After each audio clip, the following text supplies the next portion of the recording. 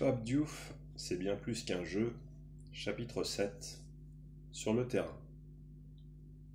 Président, j'ai essayé d'instituer avec les joueurs des relations de respect et de considération. Je voulais qu'ils se souviennent que j'étais le président et qu'il m'appartenait de décider de certaines choses. Mais j'aimais les écouter, connaître leurs problèmes en amont. Un joueur qui souhaitait me voir était le bienvenu, même si je m'étais imposé une règle intangible dont j'informais toujours mon interlocuteur. Cette rencontre sera connue de l'entraîneur. Son contenu, à moins qu'il soit totalement privé, le sera également. Je voulais éviter tout malentendu. Les joueurs venaient rarement me voir pour réclamer une augmentation. Ils confiaient généralement cette démarche à leur agent. J'ai apprécié par exemple les visites régulières d'Hatem Ben Arfa, un garçon que l'on disait incompris, mais que je comprenais parfaitement. Je restais patient, à l'écoute, c'était mon rôle, mais c'était un plaisir aussi. Si j'étais resté à l'OM, j'aurais entrepris de le recevoir plus souvent encore pour essayer de canaliser sa fougue et lui permettre de donner le meilleur de ses grandes qualités techniques. Au-delà du talent, j'ai apprécié aussi le côté attachant de Franck Ribéry. Je me souviens qu'au moment de la mort de ma mère, il avait été l'un des rares joueurs à se manifester avec Boudewijn Zenden, l'international néerlandais. Cela m'avait beaucoup touché. Zenden n'a peut-être pas donné tout ce qu'on espérait au niveau sportif. Après l'immense surprise que sa signature avait suscitée dans le football français, mais c'était un monsieur, c'est Rick Barry, le secrétaire général de Liverpool, qui m'avait informé qu'il arrivait en fin de contrat là-bas et que c'était un garçon charmant qui pourrait nous apporter beaucoup. Personne n'a rien su des négociations. La Provence a seulement annoncé la nouvelle la veille de la signature. Zenden a toujours eu le sens du club, et même dans la difficulté, il ne s'est jamais départi d'une grande dignité. C'est le joueur qui m'a le plus impressionné dans son comportement. Tout le monde savait où me trouver et à quelle heure. On appelait le président midi-minuit. Le matin, ce n'est pas mon truc. J'arrivais à mon bureau vers 11 heures. Et en période de transfert, les lumières étaient encore allumées à minuit. En temps normal, je parvenais à m'échapper vers 21 heures ou 22 heures.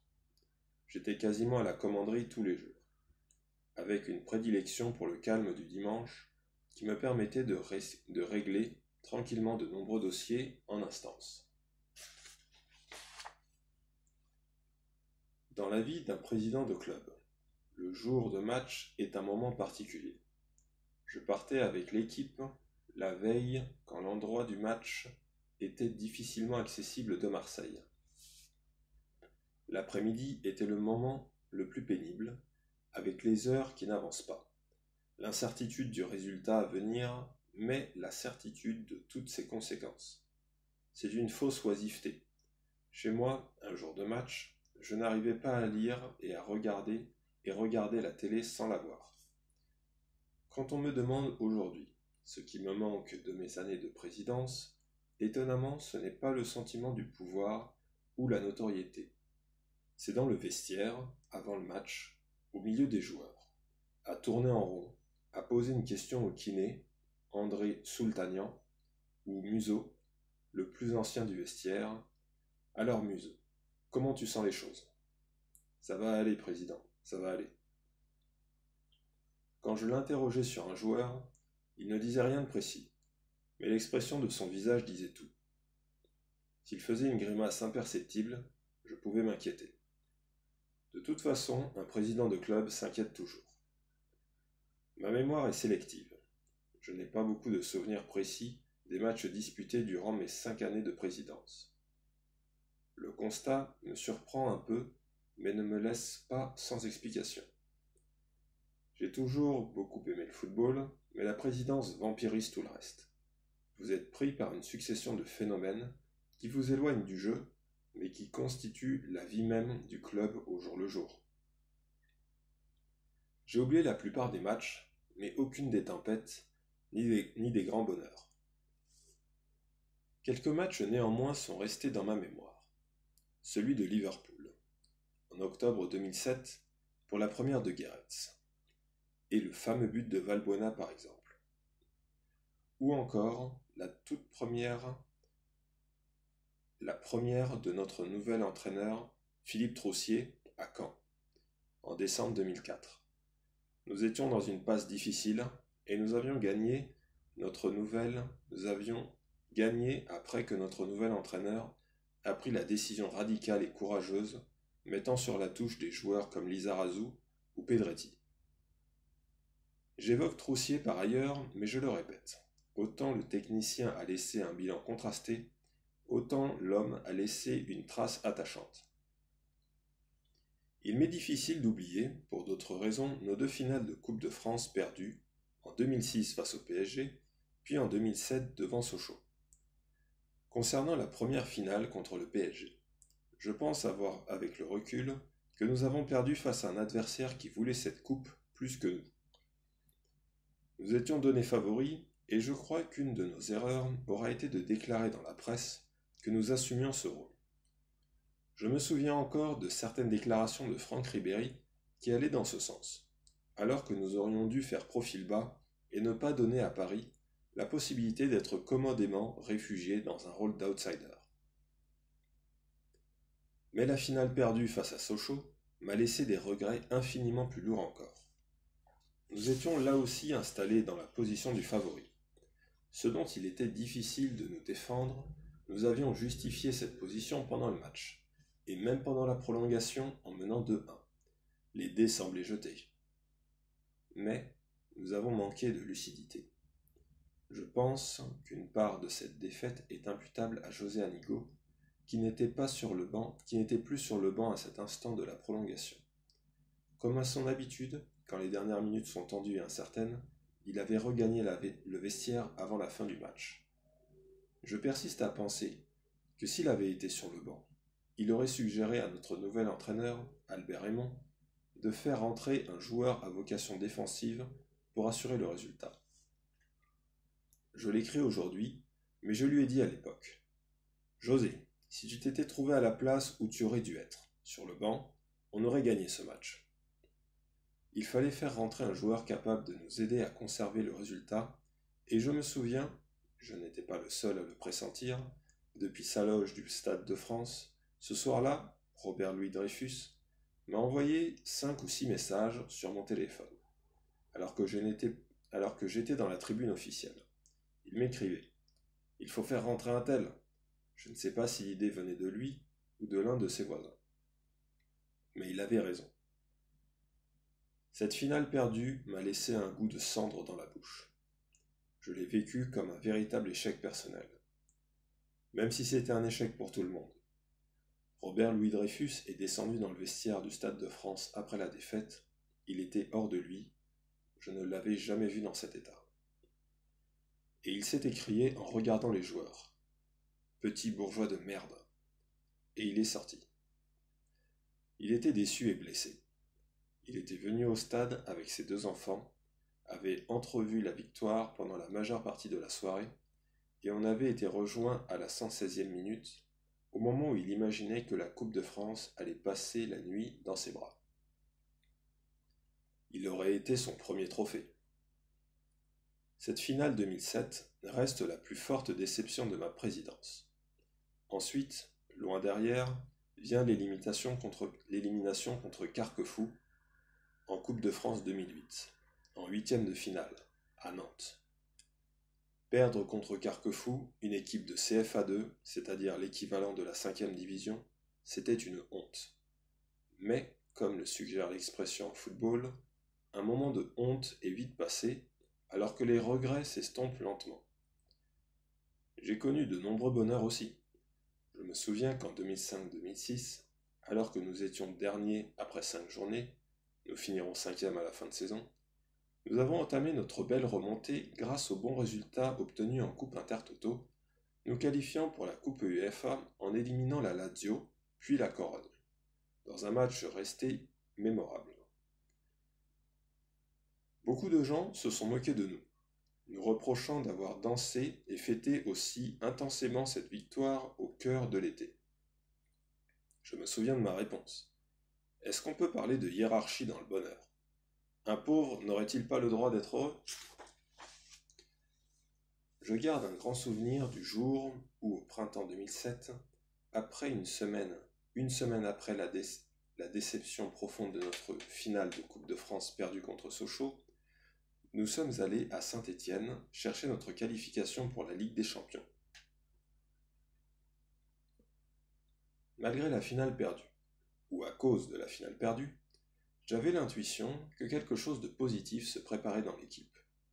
J'avais eu Robert au téléphone à 2 ou 3 reprises dans la semaine, et je lui avais suggéré de venir nous voir dans le Forez. Nous avons gagné, Lens et Bordeaux avaient été accrochés dans le même temps, et la deuxième place nous était définitivement acquise.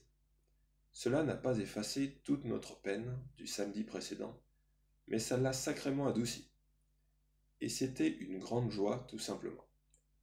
Autant Robert était accablé de déception une semaine plus tôt, autant ce soir-là, à Saint-Étienne, il était un homme rayonnant, heureux, parlant même à la presse, ce qu'il était toujours réticent à faire. En rentrant à Paris dans son avion privé, il m'a laissé un message qui disait son bonheur. Je suis heureux d'avoir intégré cette belle victoire à mes souvenirs, qui sont d'abord encombrés par les défaites. On dirait qu'un président est d'abord comptable des mauvais moments. Dans cette longue liste figure évidemment l'élimination en Coupe d'Europe à Mlada Boleslav en septembre 2006, victoire 1-0 au Vélodrome, défaite 4-2 en République tchèque au match retour.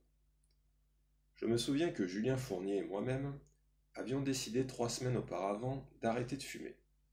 Mais ce soir-là, à Boleslav, sans nous concerter, nous nous sommes retrouvés face à face en ayant chacun une cigarette à la bouche. La déception avait eu raison de notre résolution. À Boleslav, pour la seule fois de ma vie de président, je suis entré dans le vestiaire à la mi-temps pour effectuer une intervention énergique et dire ce que je pensais. Je suis descendu alors que nous étions à 1-1, après avoir gagné le match 1-0. J'ai regardé les joueurs dans les yeux et je leur ai lancé. Mais pour qui vous vous prenez? Vous vous prenez pour le Real ou le Barça? Avec la désinvolture que vous montrez dans ce match, vous pouvez dire au revoir à la qualification. Nous avons perdu 4-2 et il y a 2 manières de lire mon intervention. On peut à la fois constater que j'avais vu juste et que mes mots ont été insuffisants à éviter la catastrophe. En 5 ans à l'OM, j'ai travaillé avec 5 entraîneurs successifs. Le premier en place, quand je suis arrivé en 2004, c'était José Anigo. Il s'est effacé de lui-même à l'automne, et c'est à ce moment-là que j'ai engagé Philippe Troussier. Il sortait d'une longue expérience d'entraîneur en Afrique et de sélectionneur du Japon. Nous avons terminé la saison 2004-2005 à la 5e place, mais Troussier n'est resté qu'une saison. Pendant la période de flottement de pouvoir que j'ai déjà évoquée, José Anigo a fait venir Jean Fernandez.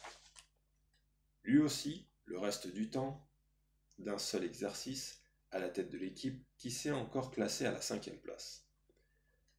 À son départ, j'ai fait appel à Abel Raymond, une solution interne qui a duré une saison et demie et nous a tout de même permis, au printemps 2007, après sa première saison, de retrouver la Ligue des Champions grâce à notre belle 2e place. La saison suivante, en 2007-2008, nous nous sommes séparés des mois en septembre. C'est à ce moment-là que j'ai fait venir Eric Gerets, l'entraîneur belge, avec lequel nous sommes restés sur le podium tant en 2008 qu'en 2009.